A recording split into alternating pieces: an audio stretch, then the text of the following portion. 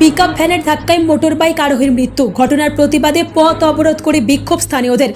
আসানসোলের কুলটি থানার নিয়ামতপুর ইস্কো রোডের ঘটনা। প্রত্যক্ষদর্শীরা বলেন, রবিবার দুপুর 12টায় ইস্কো রোডে একটি পিকআপ ভ্যান এক মোটরবাইককে ধাক্কা মারে। মোটরবাইক চালক ব্যক্তির মৃত্যু হয়।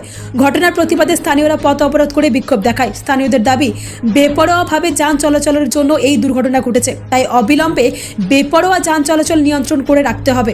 খবর পেয়ে ঘটনাস্থলে নিয়ামতপুর ফাঁড়ির পুলিশ এবং নিয়ামতপুর সাব ট্রাফিক পুলিশ পৌঁছায়। পরে পুলিশের আশ্বাসে অবরোধ ওঠে। প্রায় আধ ঘন্টা পথ অবরোধ করা হয়। পরে মৃত ব্যক্তির দেহ ময়নাতদন্তের জন্য আসানসোল জেলা হাসপাতালে পাঠিয়ে দেওয়া হয়। এখানে অ্যাক্সিডেন্ট হয়েছে, স্পট ডেড। কি হলো অ্যাক্সিডেন্টটা? অ্যাক্সিডেন্টটা এই বড় বড় গাড়িগুলোর জন্য সকাল 6টা থেকে রাত 10টা অবধি আমরা বলছি নো এন্ট্রি থাকার জন্য। পুলিশ প্রশাসন পয়সা খায় আর রেখে দেয়। দিয়ে স্পট ডেড হয়েছে কদিন আগে, এখানে একটা হলো। তো পুলিশের কোনো এতে ভূমিকা নেই। ডেলি আসছে, ডেড বডি উঠাচ্ছে, চলে যাচ্ছে। আপনারা এখন কি চাইছেন? আমরা সকাল 6টা থেকে রাত 10টা অবধি নো এন্ট্রি যাতে থাকে, কোনো গাড়ি এখানে যেন পার্কিং না। কি নাম যিনি মারা গেছে? কি নাম যে অ্যাক্সিডেন্ট? আমাদের লোকাল নামটা এখনো পাইনি। কি কিসে ছিলেন যিনি? তিনি কিসে ছিলেন? M8 করেছিলেন।